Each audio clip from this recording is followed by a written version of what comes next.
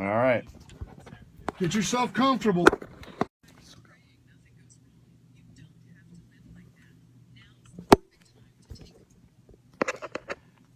Welcome to another episode of Recovery Talk, 96.5 FM and 1140 AM here on WATA. Recovery Talk is brought to you by Freedom Auto Tech. Freedom Auto Tech is the newest auto shop here in town.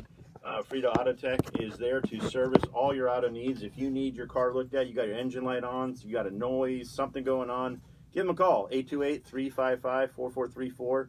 That's 828-355-4434. Freedom Auto Tech is actually currently looking for technicians. So if that is something that you're interested in, look for a job, you looking for a career, a startup career, 828-355-4434. There's a lot of opportunity at Freedom Auto Tech right now, and they're ready to put you on their schedule. Today, we do not have our usual co-host, Chris. If you guys are out there in Radio World and Facebook Land, you might want to give Chris, or say a prayer for Chris. He's seeing a specialist about a disorder in his stomach. He's been bleeding inside of his stomach, poor guy, and he is getting that looked at today. But we do have my brother Brandon Roig here today. Say hi to everybody, Brandon. Hi guys, how you doing?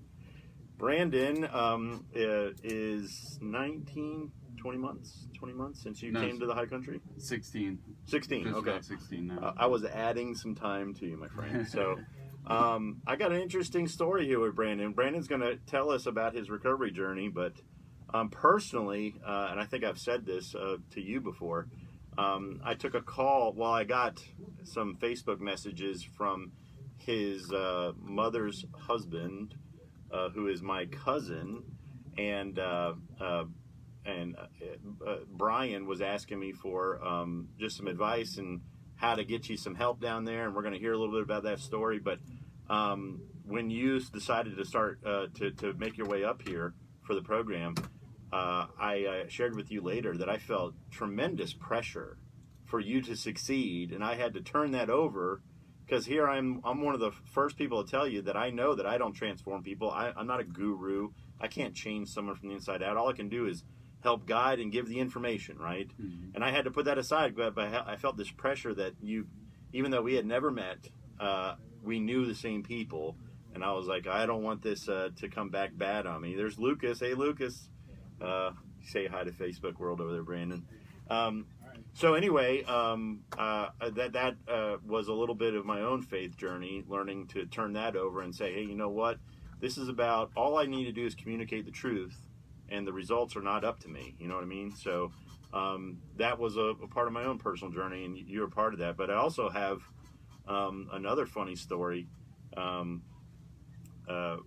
Brandon called me, and I saw in the application where he was living, and it just so happened that he was living across the street from the house that I was squatting in, basically, while I was filling out my application to come up here about 6 years prior. There's your mom, Lisa. Say hi to Lisa. Hey, Mom. For those of you on the radio, when I'm saying that, there's people popping up on our Facebook page, which is called Recovery Talk. If you are in the airwaves and you wanted to see the show live in studio, you can go to Recovery Talk on Facebook and like the page and pass it around your friends, invite friends to like it, spread the word. So Brandon, you're here today to share some of your journey, and I told you before the show a little bit of the way we do that. You're not nervous, are you? No. We're good? Yep, we're okay. Good. Mike Kelly has a way of bringing calmness to the studio, right? Thanks, Mike. So back in something I learned back way in my 20s when I was going to recovery meetings, when I said, well, how do I tell my story? People said, you know what? You tell people what it was like, what happened to you, and then what's like now. And so from South Florida, from the 561, where we share an area code, my phone number is still from area code 561. What was life like growing up down there? What was your journey into substance abuse? All right. Well, again, my name's Brandon. I'm 30 years old from West Palm Beach, Florida. Basically, I had a great upbringing, straight A student through elementary school, captain of patrols. So my future was looking bright. When you say patrols, is that the orange yeah, thing? yeah, I'm always jealous of you guys. yeah. I got never to go made to the grades. Washington D.C. and yep. So, My anyways, early resentment list right there. Middle school is really when it started changing as far as my way of thinking. Wanting to fit in with the popular crowd. So, really, I turned to drugs in middle school, towards the end of middle school, and it just progressed from there. By the time I was in high school, I started getting into a little bit harder drugs. And Middle school, how old are we in middle school? 14. About 14 you yeah. started? Yep. Okay. What was it starting out with? Marijuana, and then it progressed to Xanax, and so it was getting worse. And I maintained my grades in 9th grade. I was still in honors classes, and somehow maintained that, even getting high every day before school.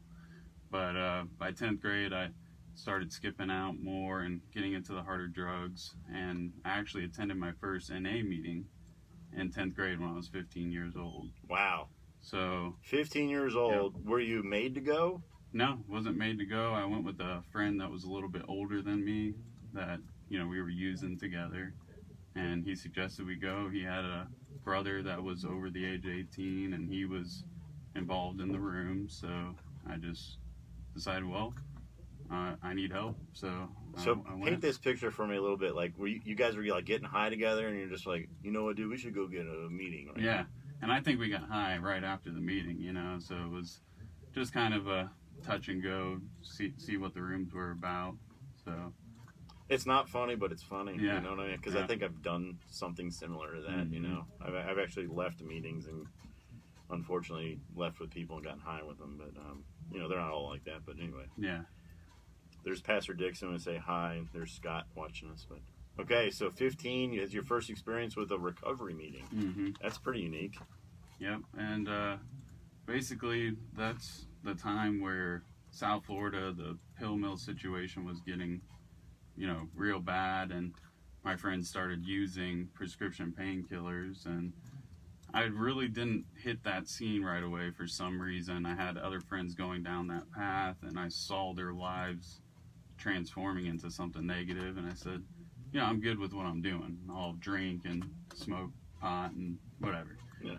So I ended up, dropping out of high school. I went to a GED / high school diploma school. Uh-huh. It was called Survivors, and was still getting high every day there. How old were you when you dropped out? I was 17. Uh-huh. I attempted to finish that school, but it just didn't work out with my drug use. My parents had taken my car away at that time. I was very resentful, so I was just going along with the motions, trying to make them happy. And anyways, I actually joined, or was in the process of joining, the National Guard and failed my drug test there. So I was disqualified. I would hope so. Yeah. So after did you not even think that you would, or did you? I knew I would. My recruiter was kind of pushing along the issue. He knew that I was going to fail the Mm-hmm. drug test, and I told him that I was working on it, I wasn't using, so he drug test me like every week, and for some reason I passed one. He's like, all right, we're going to MEPS, we're going down, and you're going to swear in. And so I knew I was going to fail anyways, but I did it, and that's that. So That house I told you I was living in, the guy that I was living in that house with, squatting for him, he just signed on. He's watching. Hey, Mike, what's up, brother?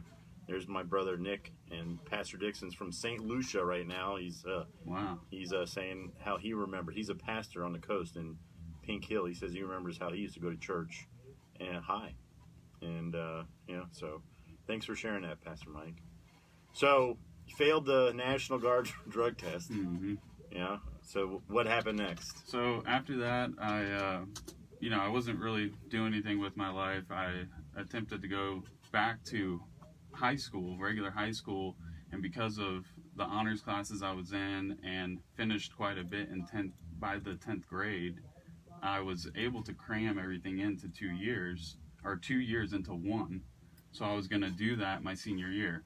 I went to school for 2 weeks and said, this isn't for me, dropped out. So at that point, my mom and dad were like, look, you got to do something.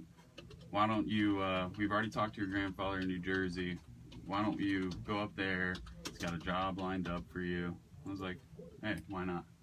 And I actually did well up there, you know, just getting out of my environment and, you know, was working, getting up every morning, going to the gym, living a good lifestyle. And I lived there for about 3 months, and that came to a halt and went back to Florida. And that's when I really started using opiates. So it, you know, really progressed from there, my drug use. I ended up, by 19, I got my first DUI, and it, you know, I was still, instead of smoking marijuana, because I couldn't pass a drug test that way, I was drinking every day. And then For the probation or whatever? yeah, while I was on probation. Did you spend a night in the gun club Hilton? No, I was actually in Orlando when I got the DUI. Oh, okay. Yeah. So, and my friend, the reason I was in Orlando, my friend just had knee surgery, and he needed help getting around. I wasn't doing anything. I went up there, so I was. I'll drive you around. Yeah, I'll drive you around, and he was, you know, giving me pain pills that he was prescribed. So that was kind of a, you know, a start to it. So, anyways, I ended up getting back to West Palm. I ended up with a good paying job, started saving money, and was finishing off probation, and ended up with like $4,000 in the bank, you know, doing pretty well at 19 years old. But I was still drinking, smoking pot every day. And then that's when I started doing Roxy's, and that's when The Blue Devils. oh yeah, and that's when it got real bad. Oh, we're on a commercial. Sorry about that, folks. Go ahead. And so once I started doing those, you know, that bank account was depleted real quick. Uh-huh. At this time, like I said, the pill mills were real bad down there, and the price of these pills on the street were cheap. Yeah. You know, and they slowly started going up. You know, it was $10 a pill to all of a sudden they were 12 and 15 and all the way up to $30 a pill I was paying for these. And that was really when I started my recovery process. You know, I had a bad problem. I knew I needed help, and that's when the recovery process began for me. We're coming up on break, folks, but when we come back, Brandon's going to continue on with this story, going to tell us about his journey. We're still a little bit of what it was like. But if you have a question you want to call in and ask him, 828-262-1567 is the number to call. 828-262-1567. We'll see you in a minute. I couldn't help laughing. I didn't mean disrespect. When you said squatter, Yeah. I mean, that reminded me of an episode I saw recently of Cheyenne Bodie, where they were talking about squatters' rights. And I just I was literally I squatting was in a like, house. I started laughing in my mind. Yeah. I mean, the Oh my gosh. South Florida, where we're from, was littered at the time with all these houses that people had bought as a second income or investment, and they were all for short sale. And my friend Mike, that's watching, realtor right now from Greensboro, he was allowed to stay in this house that had power on it as long as he kept the lawn mowed for people to come by it because they're trying to short sale it. But it was just an abandoned house with power on it. There That's were all it so was. many though that it would take sometimes 3 years. They'd be, you know, in those Abandoned. houses for Yeah. 3 years. Oh yeah, yeah. Dude, I'll tell you, you are a badass the way you lived, man. I don't know how the hell you did that. I don't know. I really don't know how you did it. That's incredible. That's like friends of mine growing up. I mean, a lot of it with us, it was mainly pot, but there were guys that did some hard drugs, but it wasn't prescription stuff. Mm-hmm. They got it off the streets, but, you know, I remember seeing a couple of guys that, well, golly, man, they just... God, their minds just walked off the map. Some of them were really violent. And I think the most brutal beating I ever saw, Dominic Soul, his dad was an alcoholic. Beat him and his mother all the time. He got older. Dominic became a man, and when he got messed up, he was not a nice guy. And I remember he went to buy something one time, and the guy didn't want to sell it to him. And he was like, "You are going to sell it to me."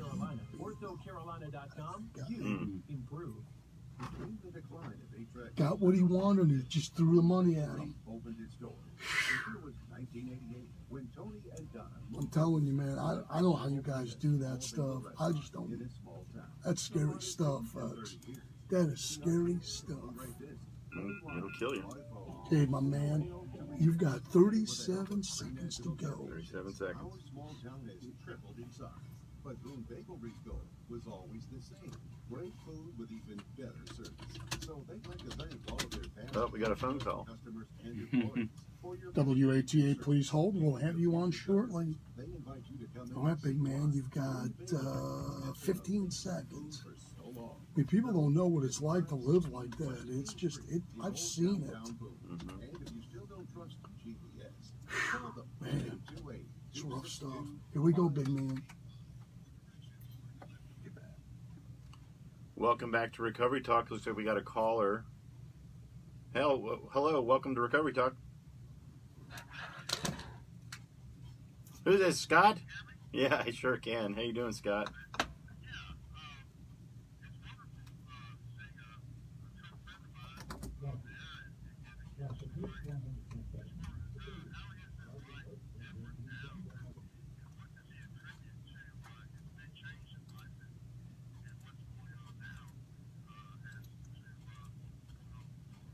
Scott, that's a great question. I'm going to repeat it on air here so everybody can hear it. And thanks for calling in, my brother. All right. So Scott wanted to know, what do you attribute all your change to? And I think we're getting to that. So Scott, I think we put your question on hold for a second because we're about to the climax. I did want to acknowledge your mom here said, we were very proud of you when you finally did get your GED during that period. Mm-hmm. So I think you missed telling us you finally did get it, Yeah. So just so you know, we share that in common too. I got a GED when I was 17 years old, and that was all thanks to my mom. Anyway, sorry about that, folks. Anyway, you where we leave off? Pick it up where we left off. Basically, we were on where I was starting my recovery journey. Getting on the opiates, and really having a problem waking up, going through withdrawals. Just everything was about how am I going to get these pills? I actually wanted to chime in there too. People don't realize that the pain pills, the Roxys were the biggest thing when I was down there using them. And I tell people like I was able to do 20-30 pills a day at one time, and they're like, how did you afford that? Because it costs like $30-$35 a piece. I was like, back in the day, I mean, you can get them on the street for like $6 a piece if you bought them in quantities. Mm-hmm. Yeah, $6 a piece, and those things cost $35 a piece now, just a few years later. But it's because of legislation that's been passed, it's cracked down. It's much harder to get them now. So anyway, go. Sorry about that. Go ahead. That's okay.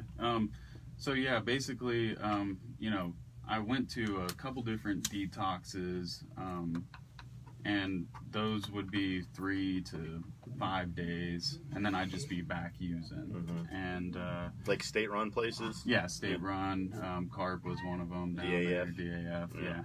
And I'd just be right back to it. I think I kind of did it just to please other people. Like, look, you're getting bad. You need help. Okay, I'll go 3 to 5 days and be back at it. So I really, I knew I had a problem, but I wasn't ready to be off of it. And just a few years back, I went to my first rehab. I had a gentleman that actually was a big part of NA. He had 10 years clean, and we did work for him. He bought and sold houses, and we put in windows for him. And his daughter worked at a detox center, Sunrise Detox. So he helped me get in there, and then they got me a scholarship 2 weeks at a place called Ambrosia in Port St. Lucie. Is Sunrise Detox a place on 10th Avenue or near 95? No, I think they have a couple different locations. The one I went to was actually in Alpharetta, Georgia. Oh, okay. They flew me out there to go to detox, and I flew back to Florida. Folks, And- I'm sorry about all the local stuff. Like, Yeah. I'm remembering because we're from the same hometown. So, anyway, go ahead. So I actually, so they had the 2-week recovery or rehab set up for me, which is not a long time, but it was going to be my first experience. I flew back into Florida, got to Fort Lauderdale Airport, had a change of heart, and took a train back to West Palm and got high for the next 24 hours. And by their grace, they let me come anyways the next day. So that was 2 weeks. I managed to stay there for the 2 weeks, even though I really wasn't having any progress. It was just sleepless nights and me just not being ready still. So anyways, that, lasted a week after I got out of there. I was high again, and basically I had never amounted to more than 3 weeks of clean time in a matter of 10 years. Okay, so that was the most amount of clean time I had, was 3 weeks. Then it really, from there, I was using needles by this point, and it really got worse. Every time I went to a detox, even if it was 3 to 5 days, when I got out, it got worse. And basically where my story ends or begins, however you want to say it, I got to a point where I overdosed 9 times in a matter of 4 to 6 months before coming up here to the high country area. And that was... I don't even think I remember that. Yeah. You telling me that? Yeah. 9 times. Yeah, out of those 9 times, I was hospitalized 6 or 7 times, hit with, Narcan. And, some of those times, one time I was driving while I used and woke up to ambulance and cops and whole 9 yards. So I was to a point where it was seriously a matter of life or death, and that's when I my relationship was bad at that time, and You had gotten married Yep. at this time? yeah, I did. And so I ended up going to live with my sister, and I was still using, and it was just every day a battle of her being so emotionally distraught and upset seeing her brother in the condition I was in. And we decided to go to my mom's house one Friday night and actually used in her bathroom, came out, and I was nodding out. I was gone from the world. And I remember being woke up by Brian, my stepdad, saying, "What's going on with you, man? We really need to get you help." And I think that's when he was actually, at that point, he was already talking with you on Facebook, like, Probably. we need to get my stepson. Because it was like some conversation before I ever heard from you. So. Yep. So, and then that was the start of, coming up here to the high country. And that wasn't, I agreed to it, at first, and they were willing to pay for the first 2 parts of the program till I could start working again and get on my feet. And I backed out. I agreed originally and then said, you know what, I'm not ready.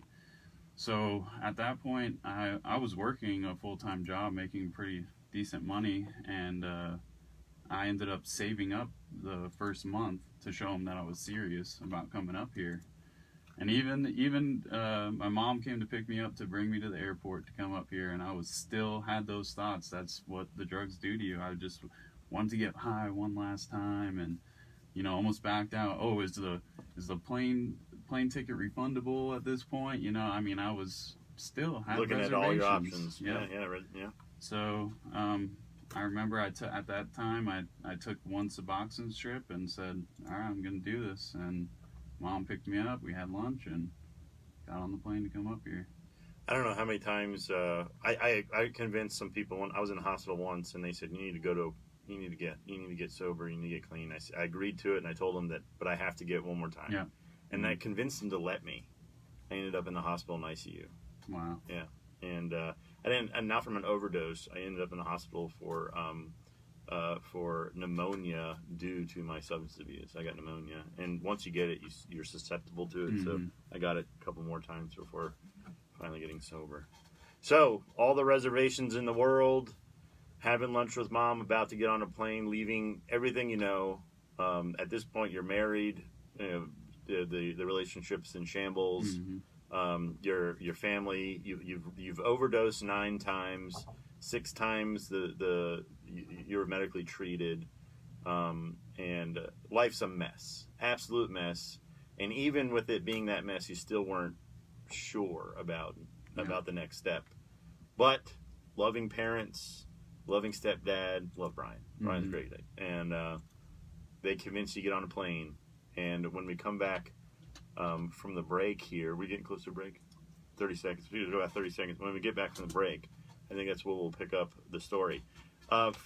Just want to remind you that this show, if you're enjoying it, is brought to you by Freedom Auto Tech. Freedom Auto Tech is the local auto shop ready to service you for all of your car needs. 828-355-4434. That's 828-355-4434.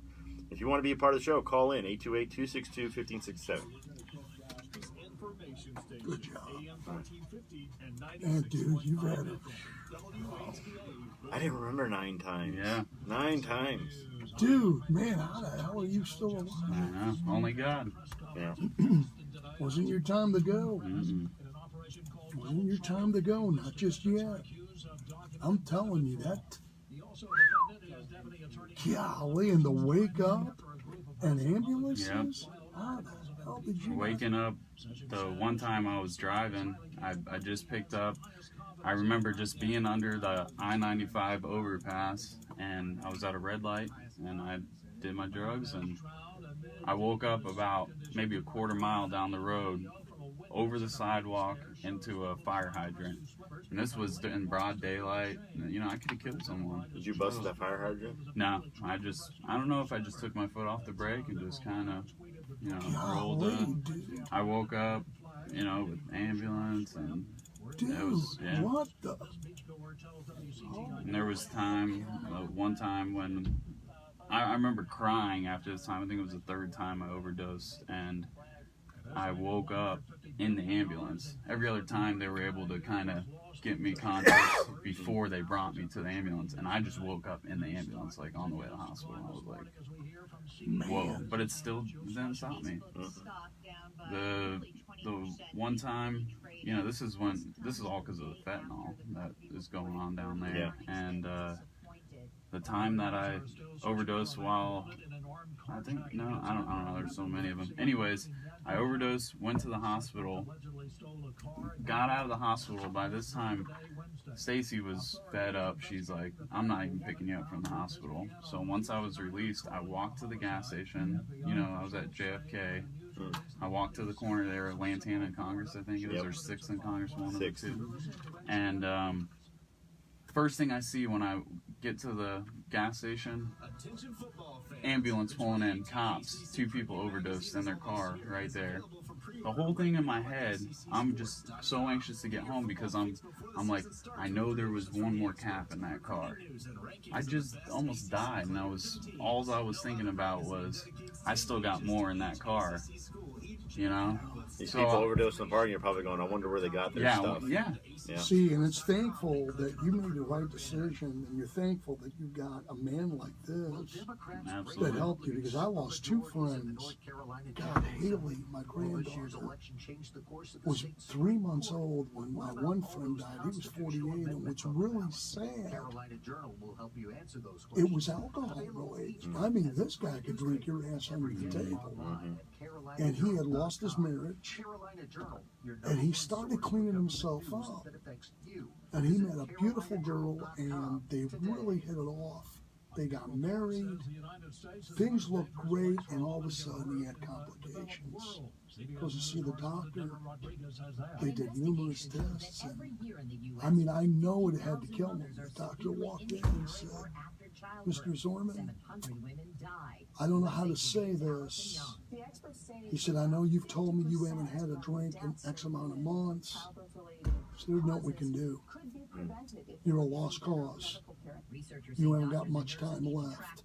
He died at 48 years old, 16 days after his 48th birthday. Liver damage? Yeah, liver damage. And another friend of mine, August 6th, will be 2 years he's died. He was 60. That son of a bitch. He drank And the doctor told him lay off. And I'll never forget a mutual friend of ours that I've re-hooked up with on Facebook.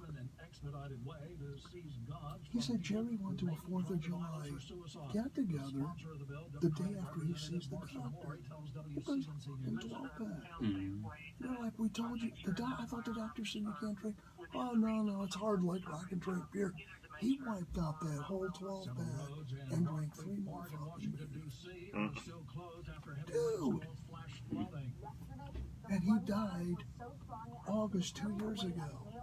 He was 60. What in the hell? And they just, it's like one guy told me one time.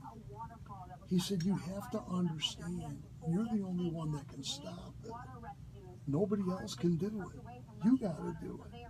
And if you keep lying to yourself that I can control, because this is how it all begins. I can control this. It ain't going to control me. Well, that's what I had the issue. I couldn't stop on my own. It wasn't until I came to Christ that, I had to give it up to someone bigger than myself because I tried several times. But you really have to want to do it. Oh, yeah. Definitely. I mean, it's easy to sit there and say, well, I'm giving it up, and then you don't. What do you need, sir? I need to come in here and harass you. It's You been a always whole do. hour since I've harassed you. You hate me. We've got about 35 seconds, my friend. Oh, you guys aren't done yet? No, sir. No. Well, I wouldn't be in here except this thing will not let me look at the contents of these cards elsewhere in the building. Hey, Riker. See, Riker's watching. I'm thankful you stopped, my friend. I really am. You better say you love your mom, too. She said, I love you. I love you, Mom. Okay, guys, we have Thanks, got Patty. 11 seconds. Here we go. Okay, my man, I'm going to turn the lights on. Mics are going hot. Welcome back to Recovery Talk, 828-262-1567. If you want to call in, that's the number to call. You can ask Brandon a question, 828-262-1567. For those of you watching on Facebook Live, pass the page around. Invite your friends. We want to get people involved in the conversation. This show is all about trying to bring encouragement. The title of the show is Hope and Help for the Hurting. If someone's got a question, these are people that really have recovered, and really appreciate you coming here and sharing your story with us today, Brandon. 828-355-4434 is the number for Freedom Auto Tech, who sponsors our show. And, all the profits and proceeds from Freedom Auto Tech go to support a program here in the high country called Freedom Farm Ministries. So, getting on a plane.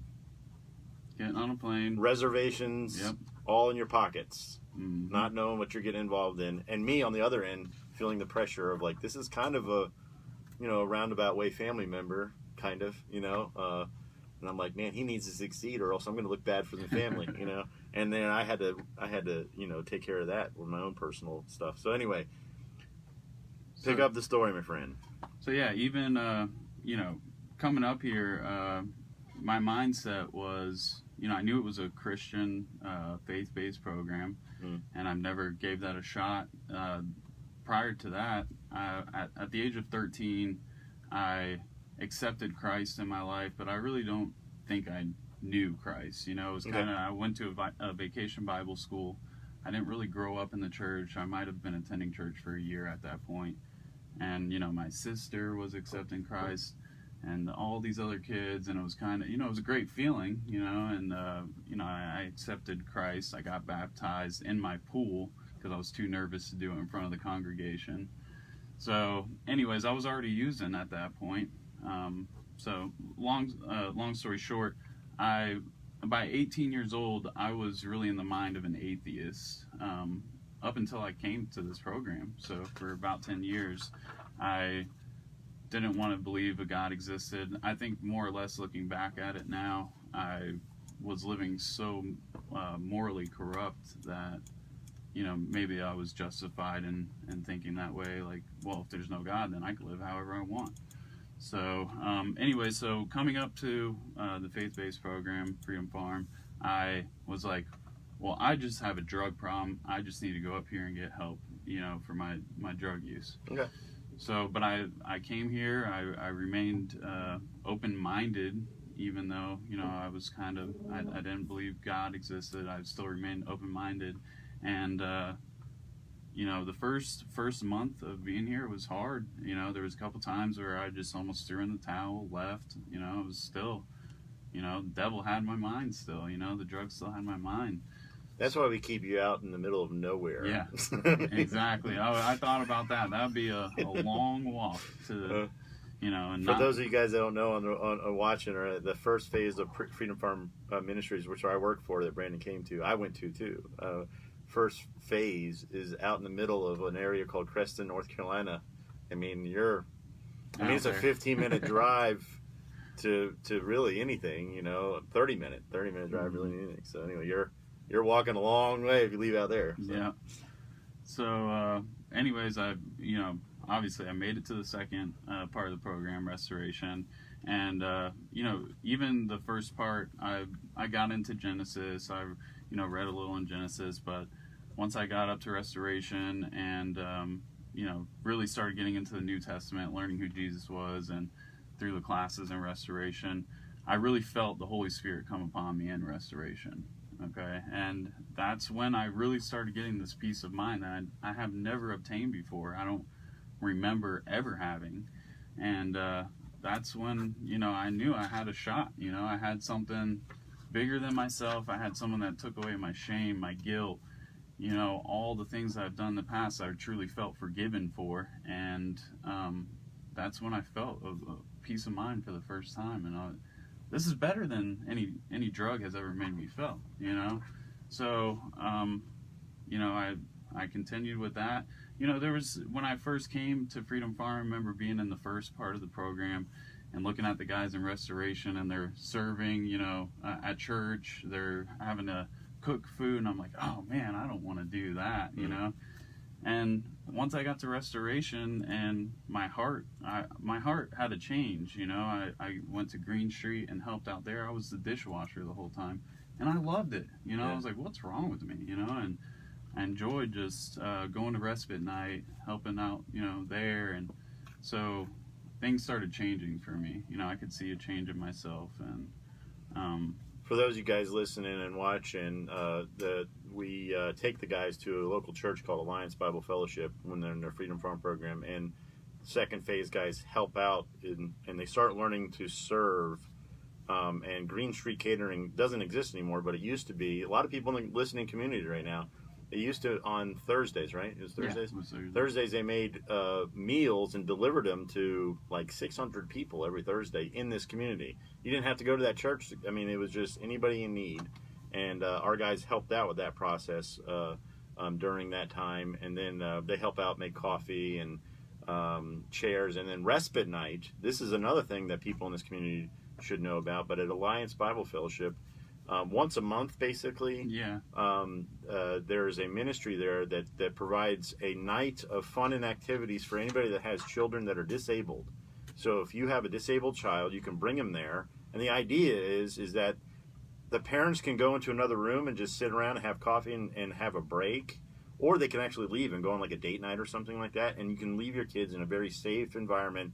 The people that run it have 4 disabled children of their own that they've adopted, and they're just wanting to provide a break from the challenges that it is, you know, raising a child that has special needs. So that's what the whole respite night is. And that's the one ministry that I don't ever have to force anybody at Freedom Farm to get involved in. They love doing that respite night. And we really appreciate Ronnie and Margaret Wright that put that whole thing on. But anyway, back to your story. So you started to want to serve and get out of yourself, and you know what, life started to make sense, and you knew what to do with your shame and guilt, and so now you know, the third part of the program is DLC, Discipleship Learning Center, and that's where you basically live with a group of guys who are in the same position you're in, learning to live life sober. And that really helped me out, that part of the program, just having a brotherhood that we were all on the same page as far as wanting to change our lives, remain sober. And it really taught me how to live and have fun sober, you know, going and enjoying the outdoors and doing, you know, having genuine fun being sober. and just having someone to talk to when you're having a hard time. And I served the ministry the whole time. I made my year commitment, and I fulfilled that. I worked at the local thrift store we have here, Freedom Farms thrift store, and life is good now.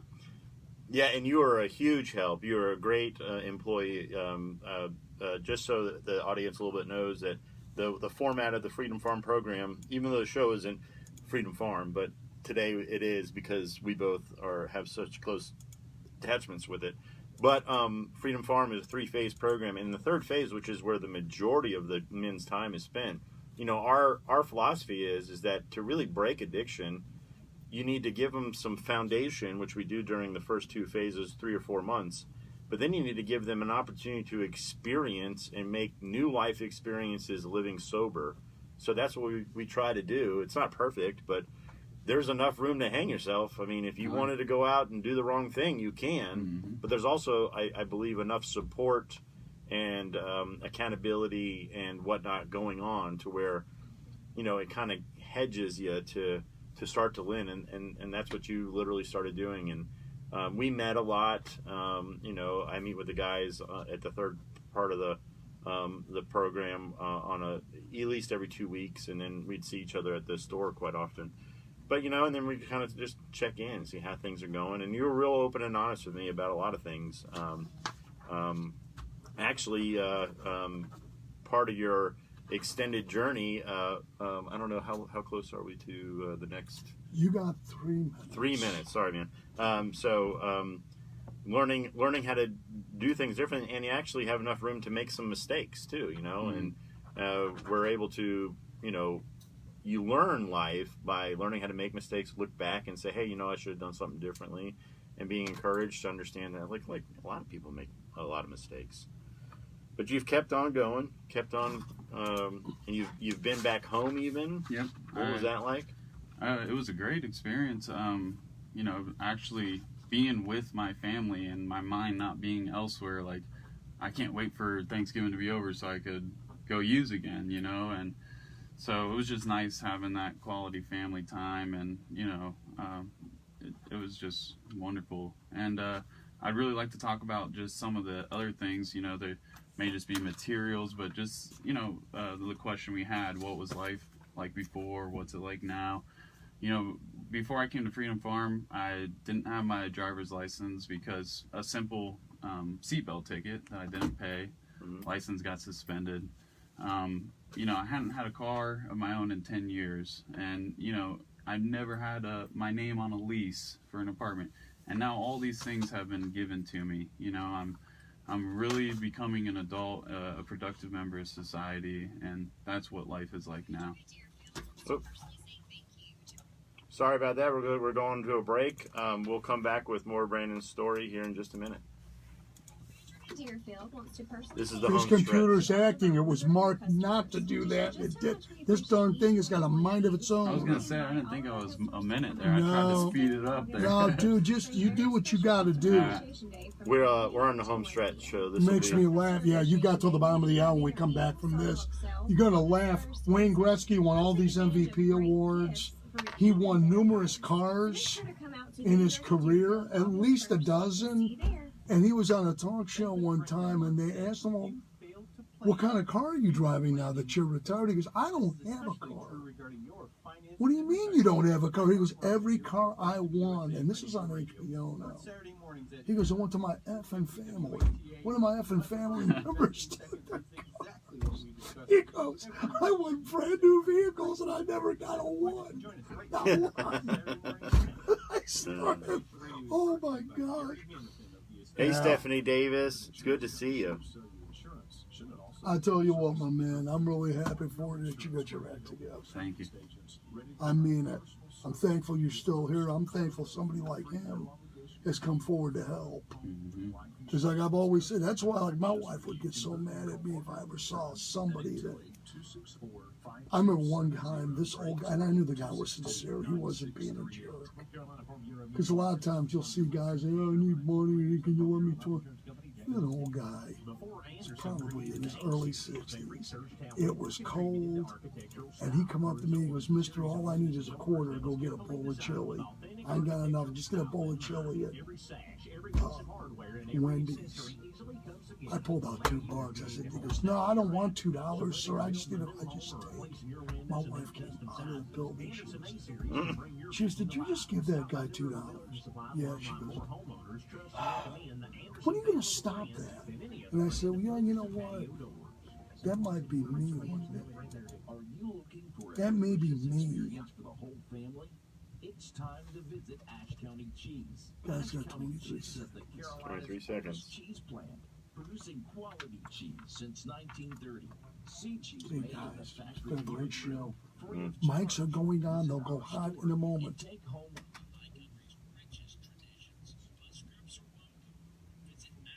Here we go, going hot. 5 seconds. Welcome back to Recovery Talk, 828-262-1567. That's the number to call. We're in the final stretch here. If you wanted to congratulate Brandon on the success and his story, give him a call and give him a kind word. 828-262-1567. This show is brought to you every week by Freedom Auto Tech. Freedom Auto Tech is the newest auto shop here in town, and they're ready to service all of your auto needs. Give them a call, 828-355-4434.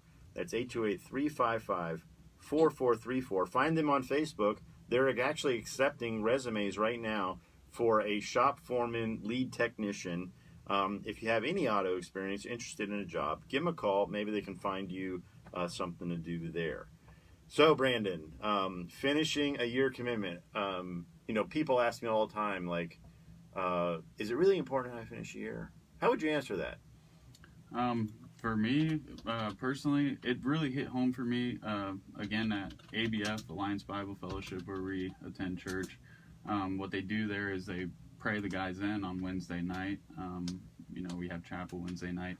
And at first, when I first came up here, I was like, yeah, I'll do the first 2 parts and head back home, And when I got prayed in and the commitment became not just to a man, but to God, that's what really, put an imprint on my heart. Like, this is not just, a commitment to Freedom Farm or to, my brothers or whatever. It was to God. That's when it became important to me.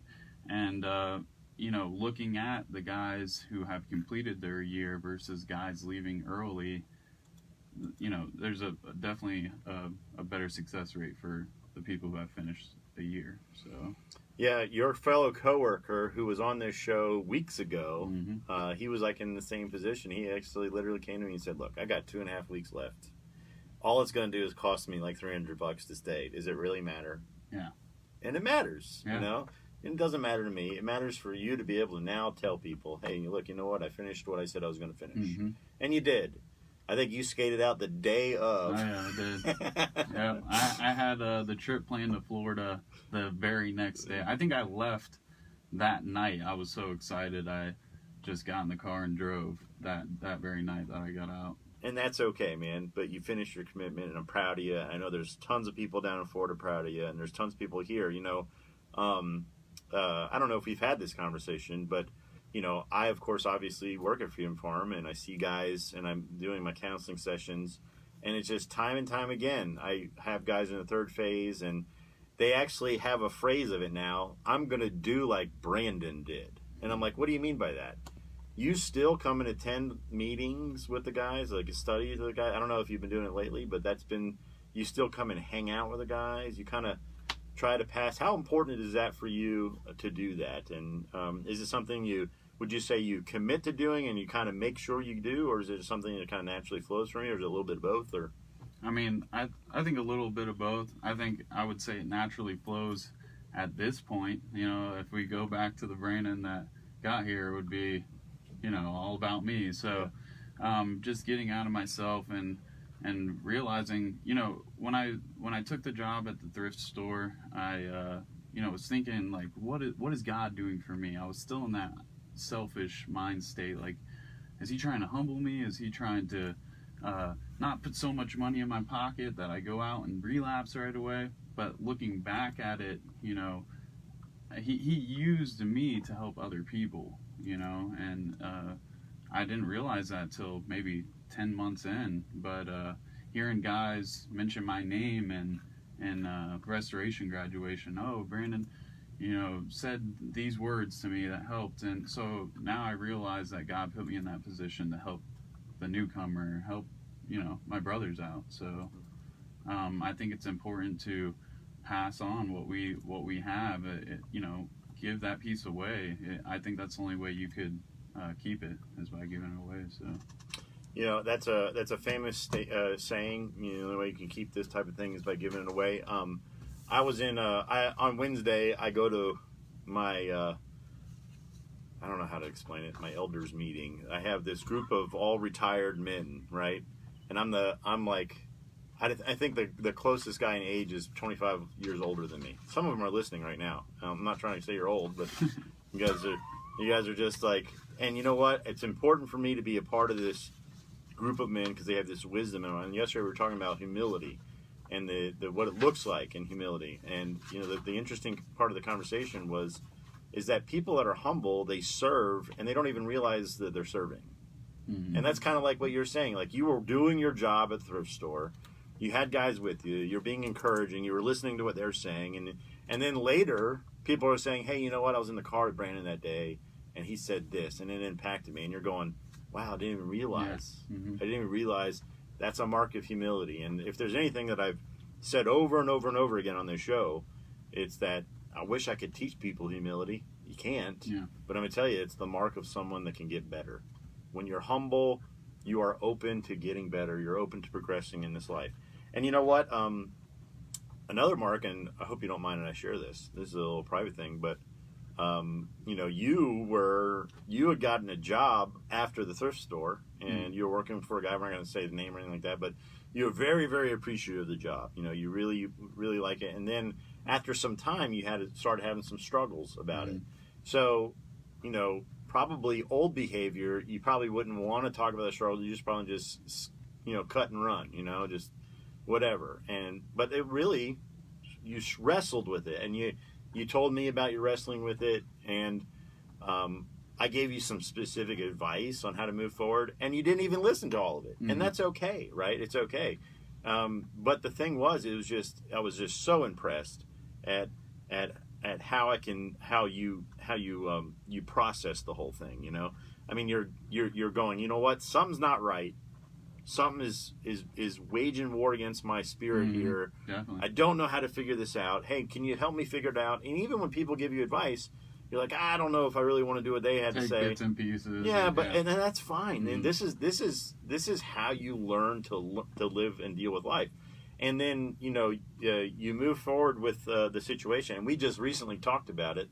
I don't know. Did you follow my advice after our last hour? Yeah. That happened. We talked. We had a really good conversation, and there was forgiveness on both sides. I admitted my wrongs in the situation. I said, hey, maybe this could have all been avoided by me, you know, with a simple conversation like we're having now. And so it really ended up good. And my spirit is clean now from that situation, because I was wrestling. I was like, you know, so I'm grateful that, you know, I listened and actually made amends. So. And here we are.